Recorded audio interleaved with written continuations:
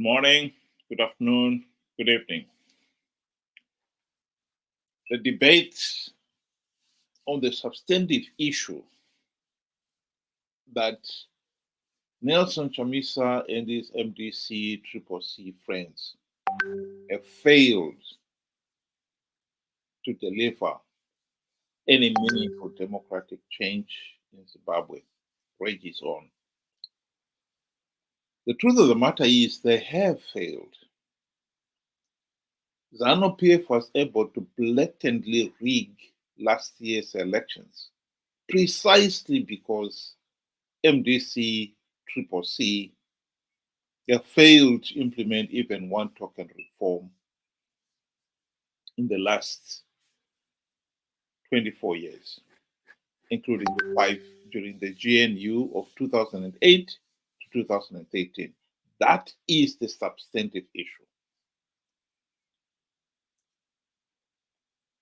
The response from some people has been, leave Chamisa alone. Here is a video clip of somebody trying to rub in that very message.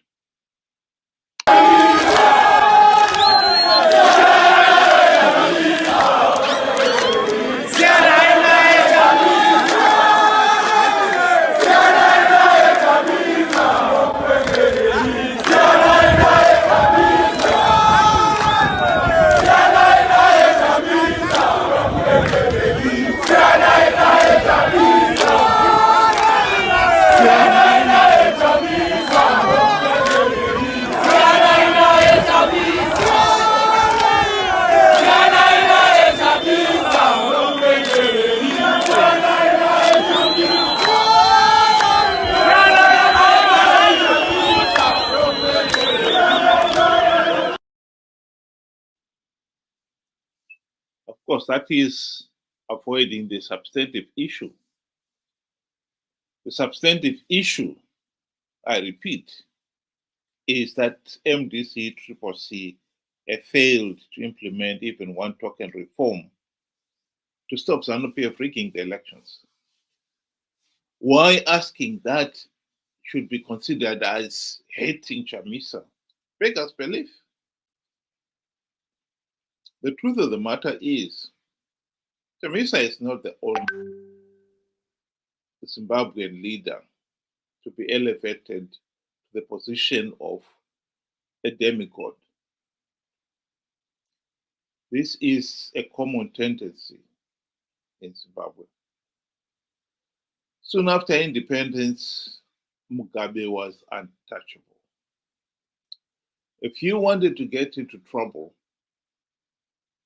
you only had to criticize Robert Mugabe.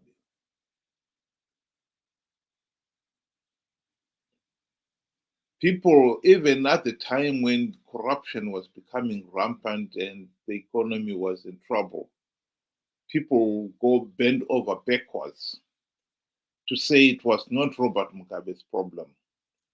It was the ministers who were incompetent, forgetting that it was Robert Mugabe who appointed those ministers. And in some cases, kept recycling the dead wood. It took nearly 20 years before the truth finally sank in. And then the mob had their new darling, the iconic leader, as they'll call him, Morgan Tsvangirai. Some people even say Morgan Tsvangirai never put his foot wrong. Of course, that is nonsense. Morgan Tsvangirai was the leader of the MDC during the GNU that failed to implement even one token reform. So how anyone can still say he was a great leader beggars belief? Only because people don't understand what's going on. I beg your pardon.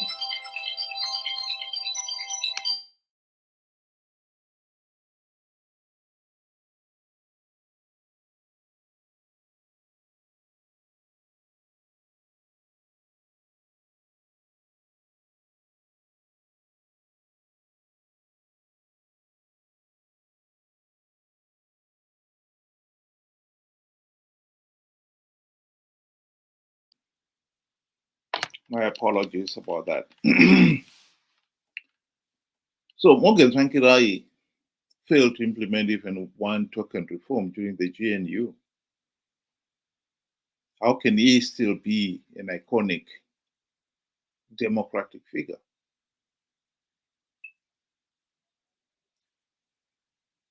One of the problems we have in our part of the world is that universal suffrage is all very well when there is a democratic will to educate the electorate so that they are knowledgeable and they can carry out their duty of holding the leaders to account. But when the leaders themselves have no intention of educating the voters because they don't want to be held to account, then universal suffrage becomes a case because the leaders will be exploiting the voters now for their own purposes. There's no doubt that in Zimbabwe, most of our voters have no clue what is going on here. This issue of we want reforms so that we can have free, fair, and credible elections has been completely misunderstood. As far as the Zimbabweans were concerned soon after independence, the choice was between white rule and black rule. And ZANU-PF, when they got into power, exploited that. They continued to create the impression that the choice was between white rule and black rule, when in fact, after 1980, that wasn't the choice at all. The choice before the nation was, what kind of a government do you want? A democracy or an autocracy? But that debate was never allowed.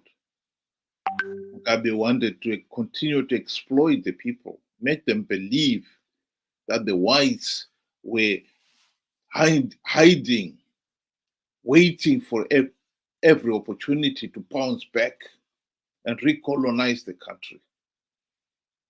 So the choice was between white rule and black rule.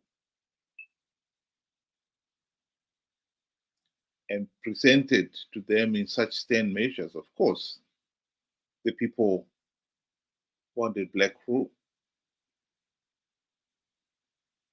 The same applies now.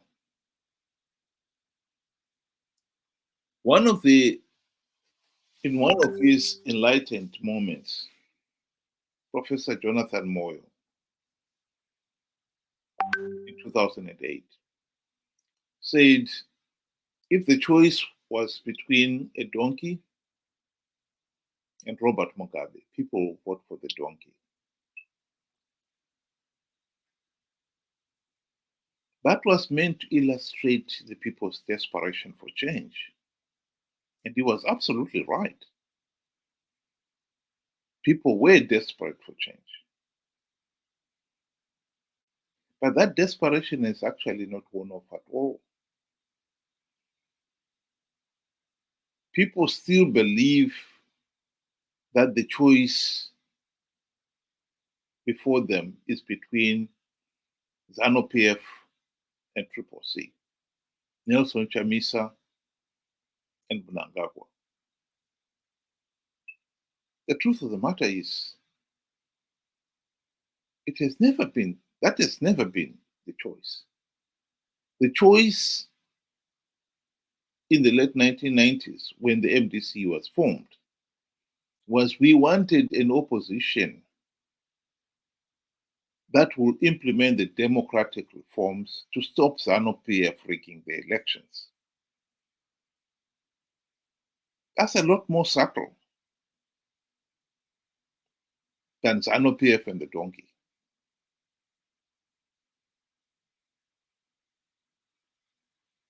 The fact that 24 years after the launch of the MDC, and including 5 years in the GNU, ZANU-PF is still able to blatantly rig elections, shows that the opposition, MDC, CCC, have failed to carry out the primary task of implementing changes to stop ZANU-PF rigging the elections. But try telling this to the crowd there, to the mob. They're not listening. They still believe the choice is between ZANU-PF and CCC.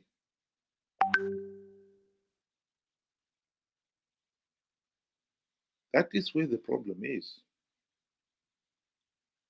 Universal suffrage only works when there is a genuine political will to educate the people, the voters, not to exploit their ignorance. And in this particular case, to encourage it and exploit it.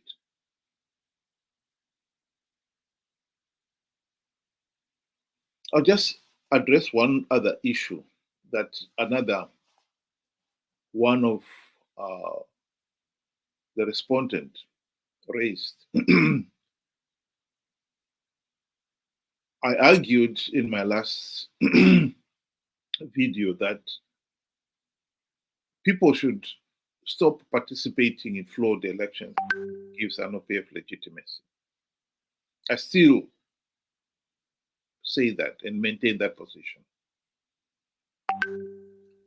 The response was, if Chamisa did not participate, the others will, Douglas Monzora, Lafmo Maduku, and so forth. And so ZANU-PF will be able to win even more seats and have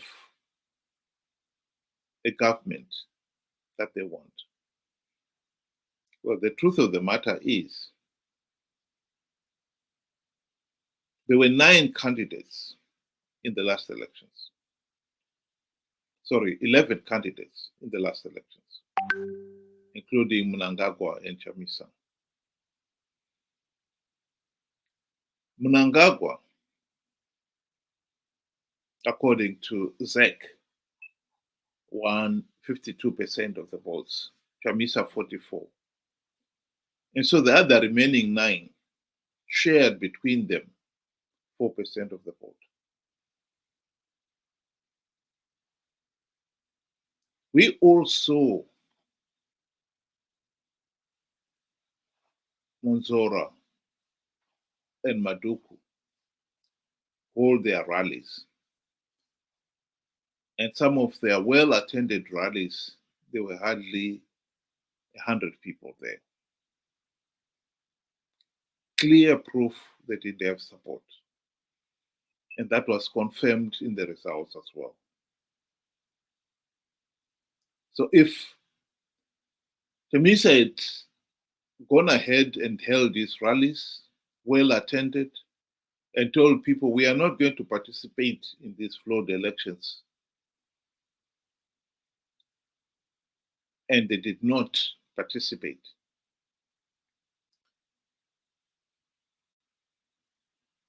it is naive to still maintain that somehow SADC, who themselves observed the elections and condemned the process as flawed, will still have given ZANU-PF legitimacy. Indeed, there is historic precedence with this. In 1978, Ian Smith, Abel Muzorewa, and Dawaning Stole had their internal settlement. ZANU and ZAPO and their supporters did not participate in that internal settlement. Everybody who was observing, following the politics, they realized that the internal settlement did not have the majority backing. And so it failed to get international recognition. I think the same thing would have happened if Chamisa had boycotted the elections.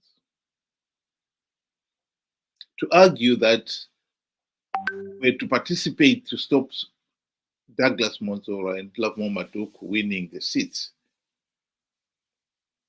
is falling into the trap, because Mnangagwa enhanced the trappings for the opposition to entice them to participate by creating Pollard. And for you to participate because you want some of the Pollard rewards is to fall exactly into the trap that Mnangagwa has set for you.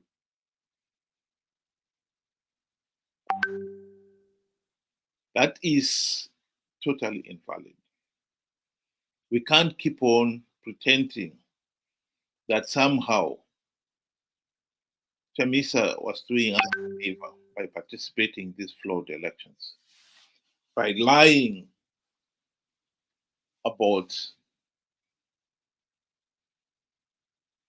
winning the elections, winning big, because he had plugged all the vote-rigging loopholes. The truth of the matter is that was indeed a lie, and he was doing it for a purpose.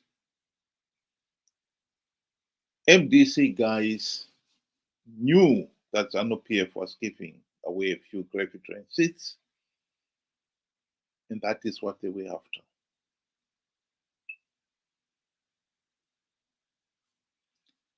So I come back to the original argument. We need to focus on the substantive issues, or as the late Edson Shobwo put it, stop this Mozambique syndrome, where we bring up trivial issues to avoid the substantive issues.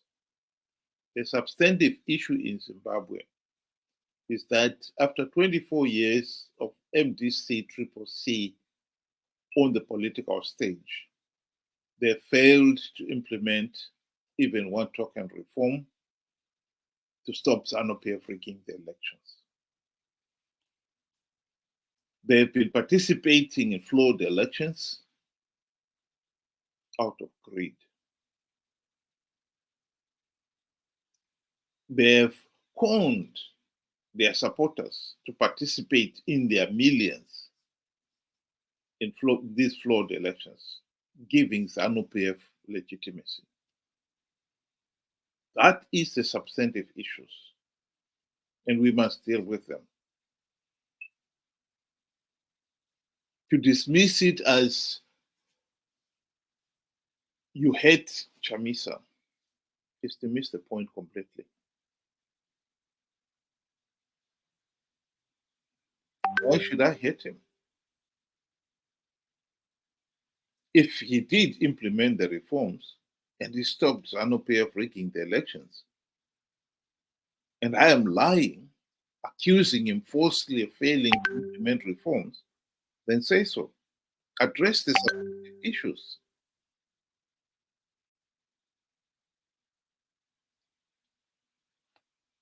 The worst thing that can happen in 2028 is people participating in the flawed elections in their millions and giving ZANU-PF political legitimacy. That is the worst thing that can happen, and we must avoid it. We owe it to ourselves, to our children, and posterity to end this madness. Thank you very much. Have a good day.